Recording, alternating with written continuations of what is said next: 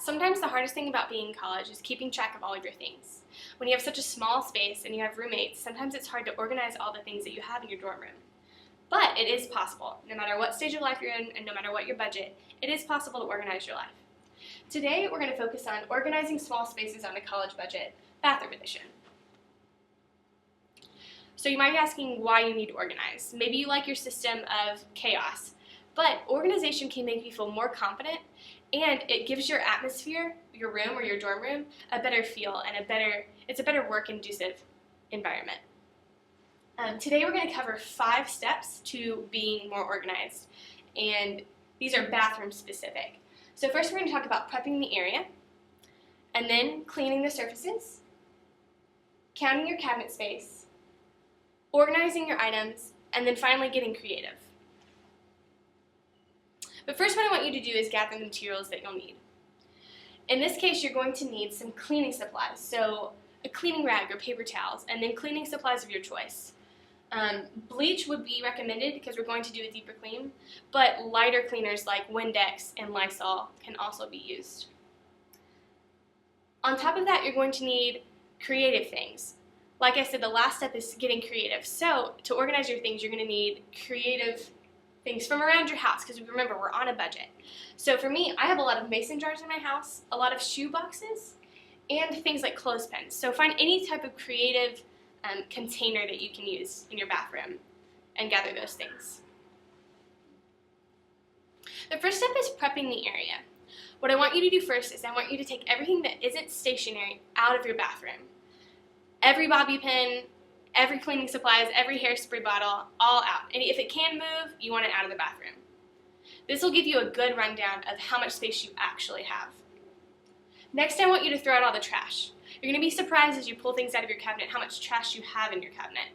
Things like empty hairspray bottles or packages to things that you didn't realize you threw back in the cabinet. And last, I want you to make a keep and a giveaway pile. So spread out all the items. I like to do this somewhere that's not in the bathroom. So I like to put all these things on my bed and I look at everything that I have and I decide, do I need this? Do I use this? Should I keep it?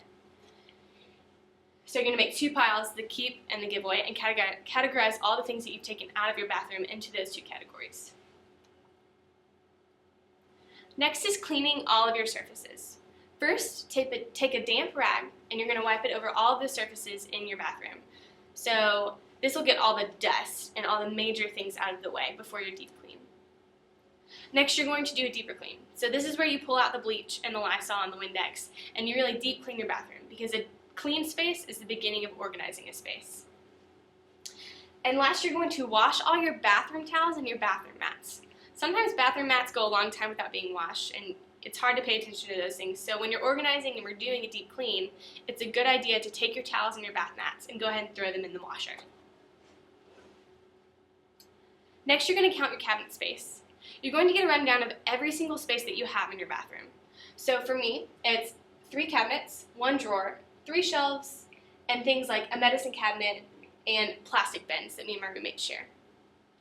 Once you get a rundown of all the spaces that you have, you're going to pick the 2 easiest spaces to access. For me, it's one of my shelves and then our medicine cabinet. But it may be something different for you. So from that list that you've made, circle the 2 things that are easiest to access. Next, you're going to organize your items. So categorize your things. I like to put things in categories like beauty supplies or toiletries.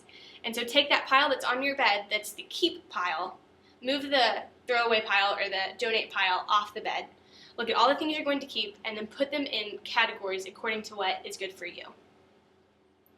And then you're going to assign each category a designated space. So once you have all your categories on your bed and separated, and you have your list of spaces, then you're going to assign each category a space that's in your bathroom. And then you're going to divide your things and label accordingly. I know probably you have a roommate, and you're probably sharing a bathroom. So it's a good idea to label what is yours, not because you think they're going to steal it, but just because you know where things go.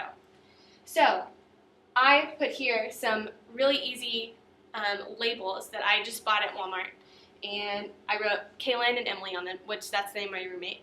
And I labeled all of our things and even all of the drawers. The last step is getting creative. So find household knickknacks like you already did, and inexpensive items like the labels at Walmart to organize your items. You'll be surprised at how many things you can find in your house that you can use as organizational tools. And also a good idea is to run by thrift stores or garage sales and find creative things that fit your style. Next is make the most of your wall space. So if you have a lot of wall space, it's really easy to hang up your towels. So just throw up a couple nails, or if you have a hanging towel thing, then you can stick that up there and you can use that for your towels.